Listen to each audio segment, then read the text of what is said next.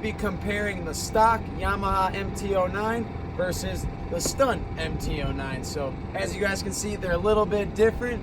Each have their own functionalities. You wouldn't want to take your stunt piece out on the freeway, and you also wouldn't want to take your stock bike out on the stunt course. So let's get into it. Let's dive in. All right. So on the stock bike, everybody, as you can see, my man Corey, who's been nice enough to loan us his bike for the video, has maintained blinkers and tail light up front and on the rear. So obviously that's the main Obviously, thing. it's a stock bike. It's gonna have blinkers. It's gotta have those. Ours got smashed off right away. Shane still has his, but the blinkers fell off. So my front blinkers work. I got front hazards. Oh yeah? Oh yeah. I turn them on in the shows. Let people know I'm gonna get dangerous. Gearing, everybody. Gearing. On the MT-09, it comes with a really good for on the highway and lots of cruising. Gonna keep the RPMs lower. If you go over to the stunt bike, different story. Probably the biggest asked question at the show. Yeah. Whoa, we have a pizza pan, 5th gear sprocket, 60 teeth. 60 teeth on that, down one in the front. Makes it so that it wheelies a lot nicer. Also makes it so you can launch 4th gear burnouts, no joke. Clicking in 4th from a standstill, dump the clutch, tap a little bit of that front brake, and we're launching, singing down the road. So, but are you still able to ride this one on the road though? Will this one ride on the street with that gearing? It will ride on the street with this gearing, yes. You don't want to take it on really far cruises because your hands start to kind of vibrate, but I do daily mine to work pretty much every day of the week that it's nice out, so it is still streetable. It's just not the best for, say, on the freeway. I drive a lot of 55-mile-an-hour back roads. So so it'll still rip the back roads. Oh yeah, it'll still rip the back roads, still go well over 100 miles an hour, you know, no problem at all there. Okay. Don't get me wrong. Another big piece is the stunt tank. Me and my brother do a lot of drifting on the MTs, so we sit up on the tank. I'll demonstrate that for you here if I don't tip over. We climb right all over this thing, jump around, sit up here and drift. Obviously, if you did this on the stock tank, you'd be scratching it, you'd be denting it. Who made the tank? Graveyard Customs, actually out of Minnesota, made the tanks for us. Gotta hit him up, check him out on his website. What's this stuff here? All right, so this is the HD Moto Traction Pad that you actually get over there at the Six Shop. Nate Six got that available there. It adds all the grip in the world.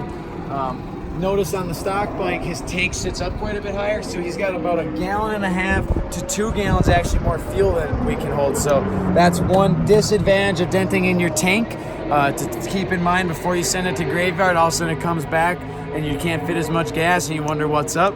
That's why. You get to ride this? Whose is this? It's a ride. Just like it. I'm not even kidding. I got the same exact bike, dude. Identical. In my garage right now. Alright. Don't it? No? Yeah. Keep going. What's up with it? Let me look here. I don't know.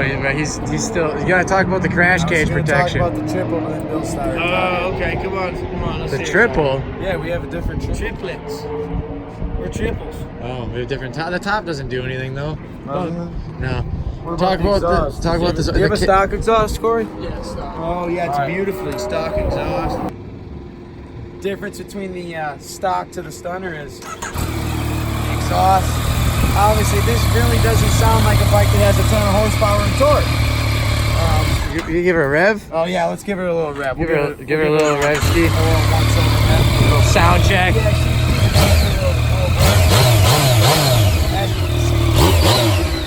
That's kind of weak. This, on the other hand, we got that full Hindle exhaust system on there. Hindle's up in Canada. Whoa! That just sounds like it's got power. Definitely a lot different. Another big piece, the seat, everyone. Gotta check out Saddlemen for the stunt seat. This is actually Aaron Colton design. Really grippy. It's got the extra seat on here to stand up, where the stock version, it's got room for the ladies, but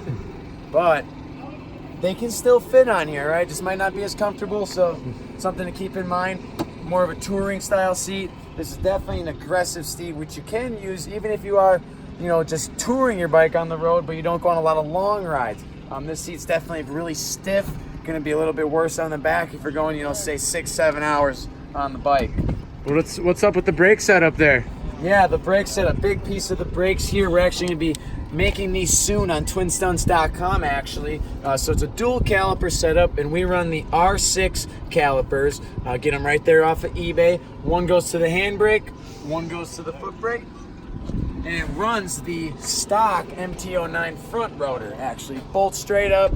So This one- that doesn't have that on here, huh? Yeah, much smaller rotor, doesn't have the two. Just one tip, standard. Yeah. Hey, can you do me one favor of explaining the reason for having that big rotor?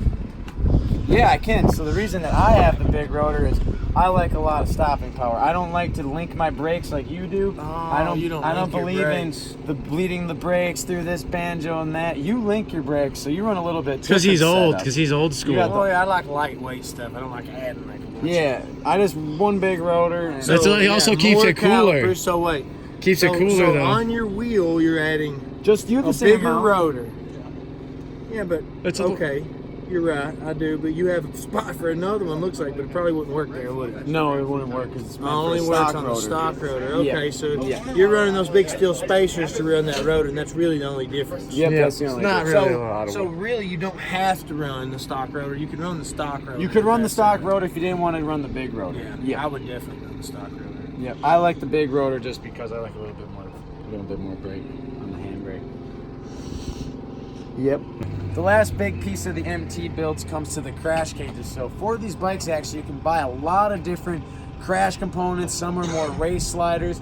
This bike, you can see, has more of a slider where he can put it down. It will protect the engine and the covers, but you don't want to go down too hard. Where you come over to this bike, it's got the full get bent designs, motor cage and sub cage. This one you could toss down at 100 mile an hour. 100. You're It's gonna gonna crash slide. at 100 mile an I'm hour. not trying to, but I don't even think that sprocket on there will do it. oh, it'll do 100. And yeah, you're just gonna be able to pick it back up and go again, time after time again. So obviously, two totally different style builds. One's meant to go back and forth, big long tours.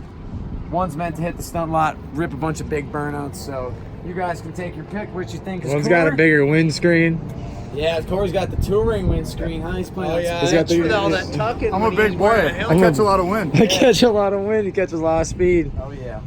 when he's running He's from. got those stock gears on there. Oh yeah. All right. Is that it?